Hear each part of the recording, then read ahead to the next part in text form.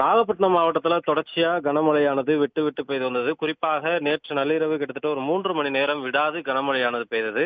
குறிப்பாக கடந்த 24 மணி நேரத்தில் அதிகபட்சமாக வேதாரண்யத்தில் 16.3 சென்டிமீட்டர் மழையானது பதிவாகி இருக்கிறது. நாகப்பட்டினம் மாவட்டம் முழுவதும் இரவு வரை கனமழை கொட்டி தீர்த்த நிலையில் தற்போது மழை குறைந்து மந்தமான வானிலை காணப்பட்டாலும் வேதாரண்யத்தில் அதிகபட்சமான மழையாக பெய்திருக்கிறது. குறிப்பாக நாகப்பட்டினத்தில் 10.5 சென்டிமீட்டர், திருப்பூண்டியில் 7 சென்டிமீட்டர், வேளாங்கண்ணியில் 9 சென்டிமீட்டர், திருக்குவளையில் 11.4 சென்டிமீட்டர், தலைஞாயிறில் 9.1 சென்டிமீட்டர், வேதாரண்யத்தில் 16.3 சென்டிமீட்டர், கோடியக்கரையில் 12.6 சென்டிமீட்டர் என மழையினுடைய அளவானது பதிவாகி இருக்கிறது.